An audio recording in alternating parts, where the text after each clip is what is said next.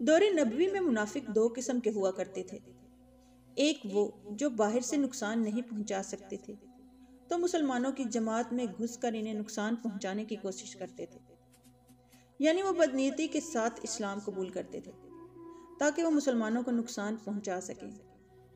اور دوسرے وہ جو ایمان لاتے وقت تو مخلص تھے مگر ایمان لانے کے بعد وہ ایمان کے تقاضے پورے نہ کر سکے، وہ ایثار اور قربانی کا جذبہ بروئے کار نہ لا سکے،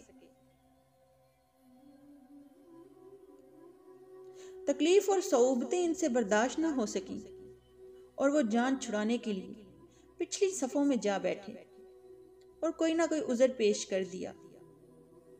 یہی حال آج ہمارے نام نہاد حکمرانوں کا ہے۔ وہ امت مسلمہ سے غداری کا ارتکاب جان بوجھ کر اور سوچ سمجھ کر تو نہیں کر رہے، بلکہ اپنے مفادات اور اقتدار کے تحفظ کے لیے اور اپنے آقاؤں کی ہاں میں ہاں ملانے کے لیے یہ سب کرتے چلے جا رہے ہیں۔ یہ لالچی اور مفاد پرست حکمرانوں کا ٹولہ امریکہ کے تمام مطالبات بلا چوت چرا تسلیم کیے جا رہا ہے اور اپنے سوئے ہوئے ضمیر کو مزید تھپکیاں دے کر سلا رہے ہیں۔ تقریباً 70 سال سے مقبوضہ کشمیر میں خون کی ہولی کھیلی جا رہی ہے۔ اس عرصے میں درجنوں حکومتیں بدلیں، درجنوں حکمران آئے، لیکن کشمیری مسلمان کا خون بہنا بند نہیں ہوا۔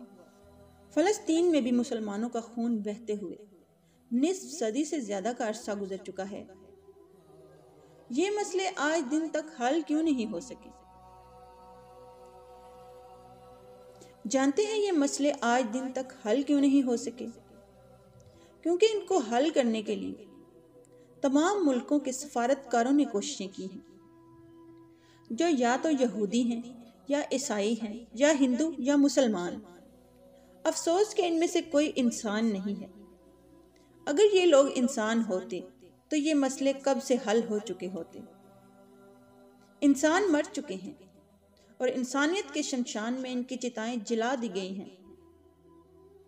اب یہ لوگ ان دونوں ممالک کی آزادی پر بات بھی نہیں کرتے، کیونکہ ان سب کی گردنوں میں قومی مفادات کا پٹا ہے۔ سرمایہ دارانہ نظام کے ہاتھوں بنائے ہوئے یہ خوبصورت غلامی کے پٹے دنیا کے تمام حکمرانوں کے گلے میں ڈال دیے گئے ہیں، اور ان پٹوں کی موجودگی میں وہ انسان نہیں بن سکتے اور نہ ہی ان مسائل کو حل کر سکتے ہیں۔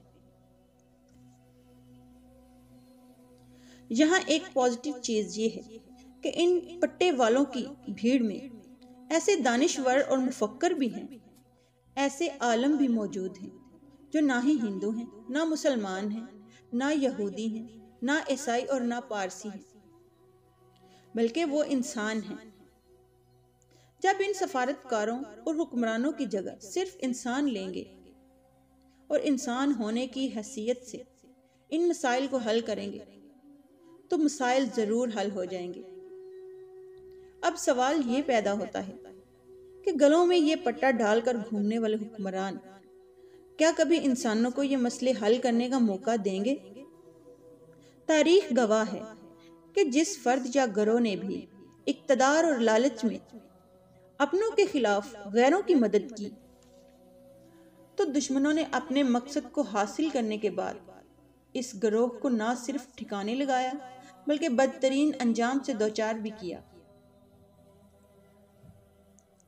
فلسطین میں جس طرح ہمارے معصوم بہن بھائیوں کو بے گناہ قتل کیا جا رہا ہے وہ کسی بھی غیرت مند مسلمان کے لیے ناقابل قبول ہے۔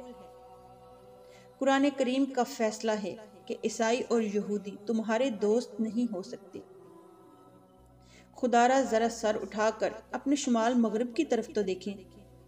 افغان طالبان کیسی قسم پرسی کی حالت میں صرف اللہ پر بھروسہ اور اس کی مدد سے دنیا بھر کی مجموعی عسکری قوت کو ناکو چنے چبوا رہے ہیں۔ ہم تو پھر بھی ایٹمی قوت ہیں، دشمن ہماری طرف نظر اٹھا کر دیکھ بھی نہیں سکتا۔ ہمیں کس بات کا ڈر ہے؟ اس دولت اقتدار کے چھن جانے کا خوف ہے؟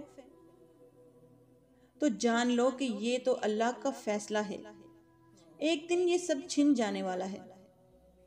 چاہے ہم جتنا بھی امریکہ کے سامنے گھٹنے ٹیک لیں، جتنا بھی سجدہ ریز ہو جائیں، ایک نہ ایک دن یہ سب چھوڑ کر جانا ہی ہے۔